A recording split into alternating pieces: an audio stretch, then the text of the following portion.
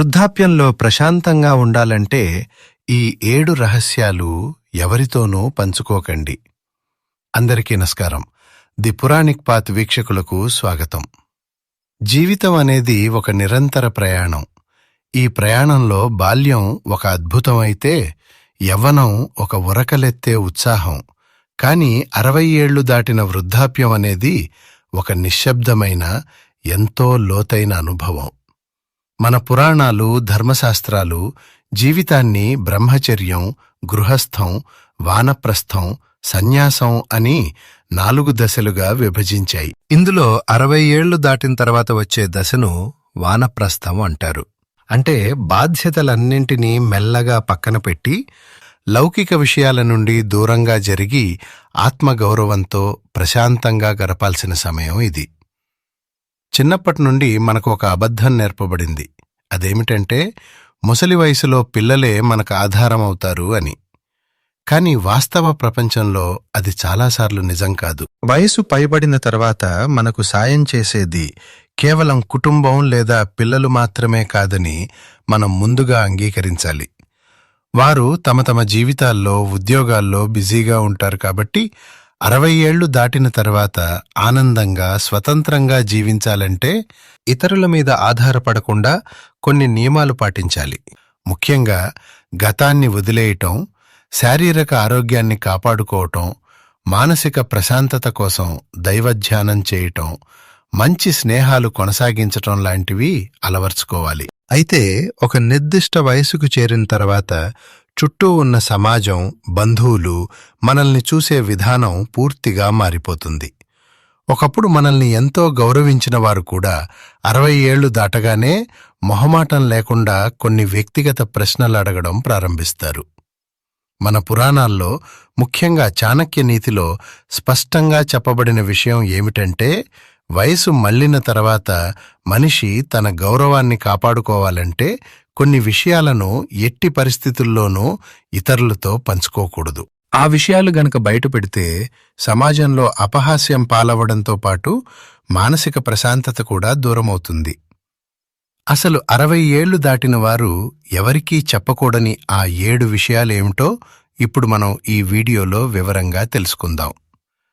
సమాజంలో ఎదురయ్యే ఎన్నో ప్రశ్నల్లో మనం దాచుకోవలసిన వాటిలో మొట్టమొదటిది మీ వద్ద ఎంత డబ్బు ఉంది అన్న విషయం.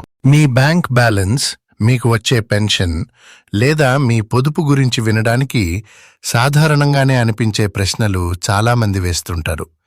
దీని వెనుక మీ ఆర్థిక స్థితిని అంచనా వేయాలన్న స్వార్థం దాగి ఉంటుంది. పొరపాటున మీ దగ్గర ఎక్కువ డబ్బు ఉందని చెబితే వాళ్ళు మీ దగ్గర అప్పుగా అడగవచ్చు. లేదా తక్కువ ఉందని చెబితే ఈ సమాజం మిమ్మల్ని చులకన చేసి చూస్తుంది. అందుకే ఎవరైనా ఈ విషయం అడిగినప్పుడు నా ఆర్థిక విషయాలు పూర్తిగా నా వ్యక్తిగతం అని చెప్పి సున్నితంగా ఆ టాపిక్ మార్చేయాలి తప్ప లెక్కలు బయటపెట్టకూడదు. ఇక రెండవది మీ ఆస్తి పంపకాల గురించి. మీకున్న ఇల్లు, పొలం లేదా సంపదను ఎవరికి ఇస్తారు, ఏ పిల్లాడికి ఎంత వాటా ఇస్తారు అని బంధువులు, చుట్టుపక్కల వారు చాలా ఆసక్తిగా అడుగుతుంటారు.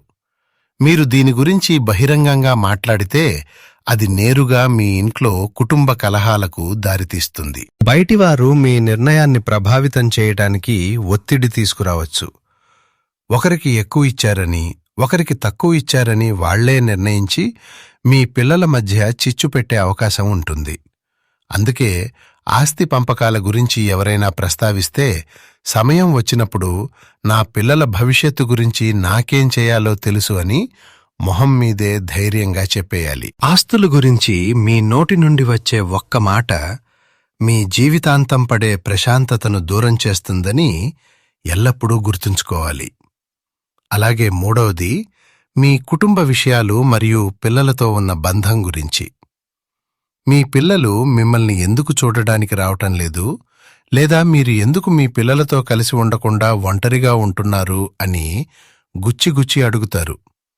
మన పిల్లలతో మనకు ఎన్ని మనస్పర్ధలు ఉన్నా, ఎన్ని అభిప్రాయ భేదాలు ఉన్నా వాటిని 4 గోడల మధ్య ఉంచుకోవాలి తప్ప ఊరందరికీ చెప్పకూడదు. మీరు పడే బాధను చూసి లోపల సంతోషించేవారు బయట చాలామంది ఉంటారు కాబట్టి ఎవరైనా ఇలాంటివి అడిగితే మా కుటుంబ బంధాలు, మా వ్యవహారాలు బయటివారికి పూర్తిగా అర్థం కాకపోవచ్చు అని ఎంతో హుందాగా సమాధానం చెప్పడం నేర్చుకోవాలి. ఇక 4వది మీ ఆరోగ్య సమస్యల గురించి. వృద్ధాప్యంలో అందరి దృష్టి పడేది మీ ఆరోగ్యం మీదే కాబట్టి మీకు ఏం జబ్బు వచ్చింది, ఎంతకాలం నుండి ఆసుపత్రుల చుట్టూ తిరుగుతున్నారు, రోజుకు ఎన్ని మందులు మింగుతున్నారు అని రకరకాలుగా అడుగుతారు. మీరు ఎదుర్కొంటున్న అనారోగ్య సమస్యల గురించి అందరికీ పూసగుచ్చినట్లు వివరిస్తే వారు ఇతరుల ముందు మీ బలహీనతలను ఒక కథలాగా బయటపెడతారు. మీ ఎదురుగా జాలి చూపించినట్లు నటిస్తూనే వెనకాల మిమ్మల్ని అపహాస్యం చేస్తారు. అందుకే మీ ఆరోగ్య సమస్యలు మీ డాక్టర్కి, మీకు సాయం చేసే మీ కుటుంబ సభ్యులకు మాత్రమే తెలియాలి.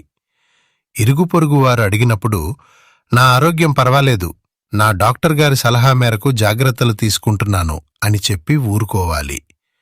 ఈ క్రమంలోనే మీరు ఎట్టి పరిస్థితుల్లోనూ బయటపెట్టకూడని 5వ విషయం మీ అసలు వయసు.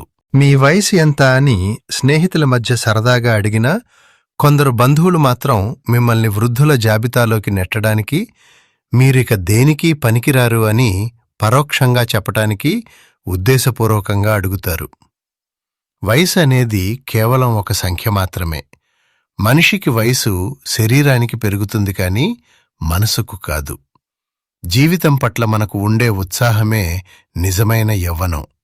కాబట్టి ఎవరైనా వయసు గురించి పదే పదే అడిగితే నా వయస్సు నా వ్యక్తిగత విషయం, నేను ఎంత ఆరోగ్యంగా ఉన్నానో అదే నాకు ముఖ్యం అని ధైర్యంగా సమాధానమివ్వాలి. ఇక 6వది మీకు ఉన్న అప్పులు లేదా ఆర్థిక కష్టాలు. వయసు పెరిగే కొద్దీ సమాజం తక్కువ చేసి చూసే విషయాల్లో ఇది ప్రధానమైనది. కొంతమంది ఎటువంటి మొహమాటం లేకుండా చాలా సూటిగా ఈ ప్రశ్న వేస్తారు. మీరు అమాయకంగా మీకు ఉన్న కష్టాలు, అప్పులు వాళ్ల ముందు ఏకరువు పెడితే వాళ్ళు ఏమాత్రం తీర్చరు సరికదా, వెళ్ళిపోగానే వెనకాల మీ గురించి చులకనగా మాట్లాడతారు. వృద్ధాప్యంలో మనిషికి ప్రాణం కంటే ఆత్మగౌరవమే ఎక్కువ.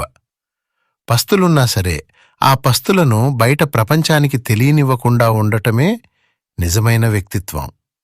కాబట్టి నా ఆర్థిక పరిస్థితి, నా పరిధిలో ఉన్న వ్యవహారం, వాటిని ఎలా చక్కబెట్టుకోవాలో నాకు తెలుసు అని స్పష్టంగా తేల్చి చెప్పాలి. ఇక 7వది మరియు చివరి విషయం ఏమిటంటే మీ దినచర్య లేదా పని గురించి ఎదురయ్యే విమర్శలకు స్పందించటం.